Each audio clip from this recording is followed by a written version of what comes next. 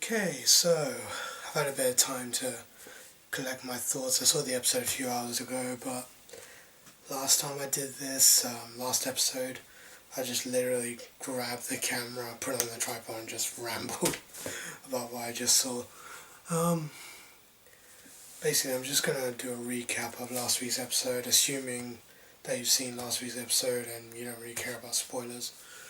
So, as we know, Hank knows that Walt is Heisenberg, and it was just basically about how they're going to build up to the confrontation, how he's going to approach the situation and everything like that. So, with this episode, the cat's out of the bag. Hank knows, but it's not that easy to turn in Walt just yet. Simply because it's just going to be a case of, okay, he was your brother-in-law and you never knew. Like, he needs proof, he needs concrete evidence. Like, he has his suspicions, but in this case, I don't think that'll be enough. So basically, that's basically his overarching story in these two episodes. It's just trying to find a way to make this all work, but he's very, very close. There was some heated confrontations in this episode, but I'll get to those in a second. Basically, Jesse, my god, I don't think I've ever seen him in a state like this. Like, the episode basically opens up. This guy comes out, I think he's on his way to work, and he finds like dollar bills, at least like $5,000, $10,000, just laying around in the street. He finds a car crashed in the playground, and he finds Jesse on, I think it's like a carousel, and he's just like spinning around and around and around. And the shot is really well done. It's from a bird's eye view, and just the look in his face, like him just looking up with like a deer in headlights kind of look, and just glazed over. It's such a blank expression, yet it says so much considering what he's been through, because he's been through hell in this series, and Aaron Paul does a great job of portraying the character and portraying those emotions.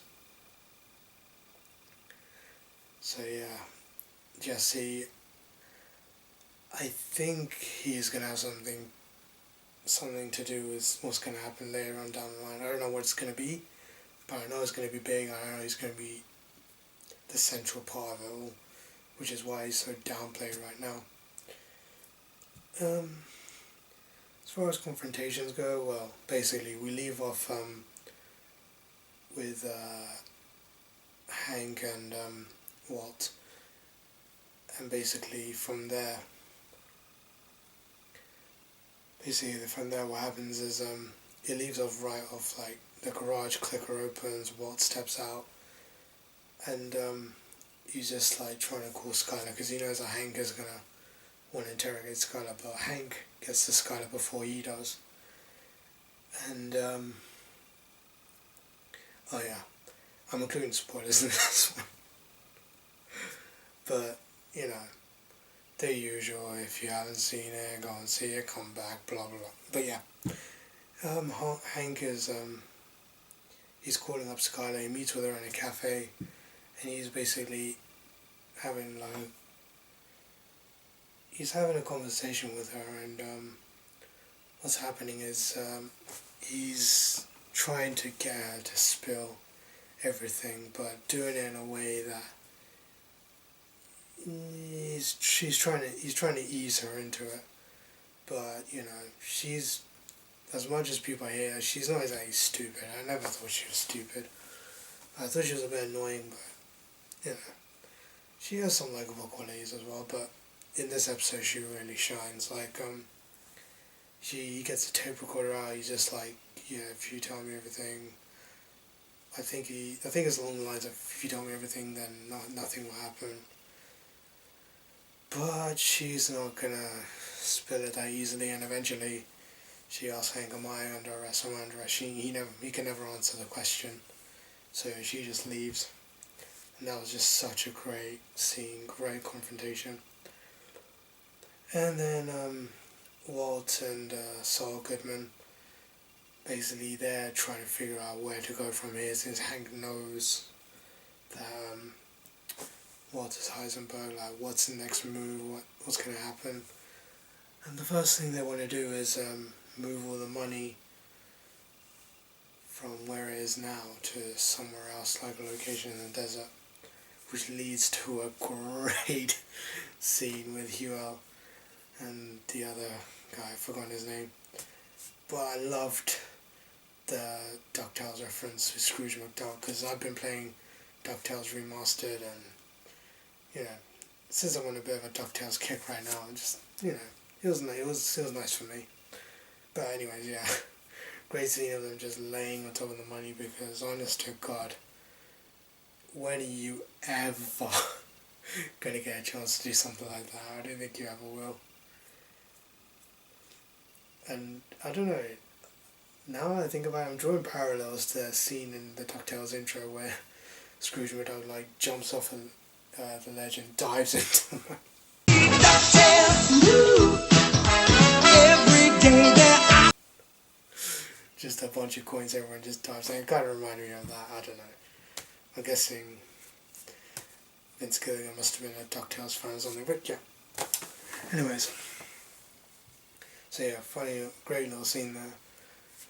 And then, Walt goes out into the desert to bury the money, and then he comes back and,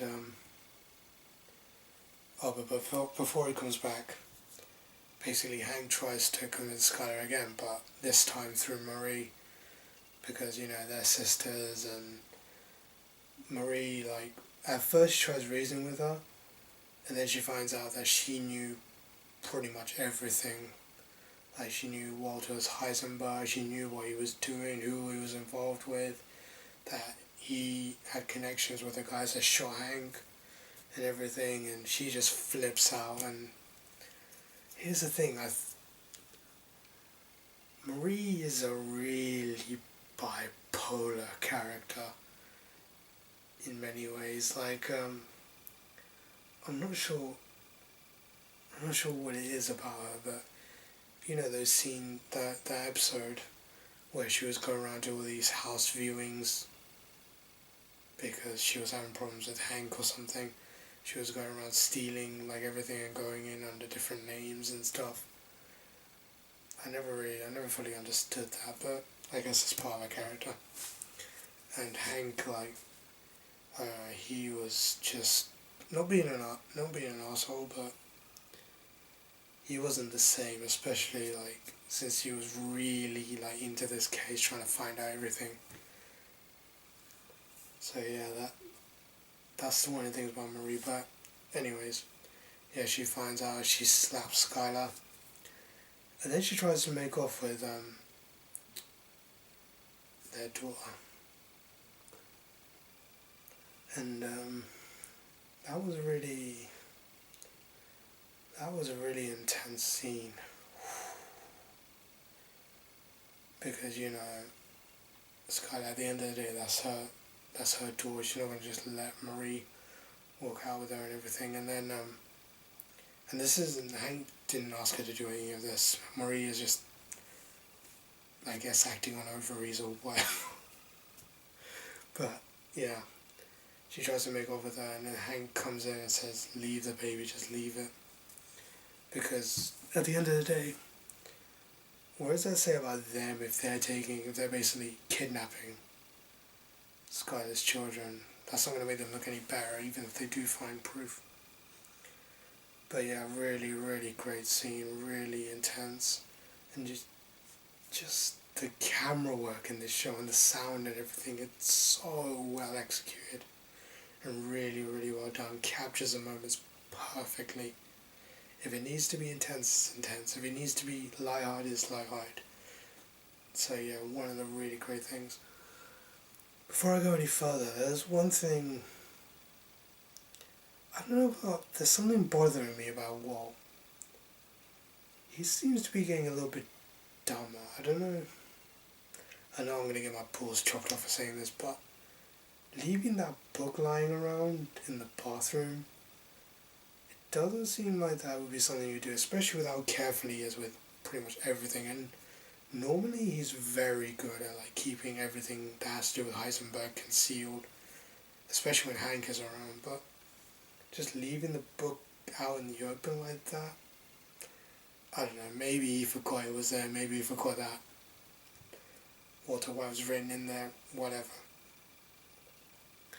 But yeah, it's just bothered me that he slipped up about that, and it didn't really occur to me until earlier this week, and I was discussing it with someone, and they said, yeah, but at the same time, like, you could have easily just forgotten, and we all make mistakes, so I guess I could forgive him, but I just thought I'd bring it up, because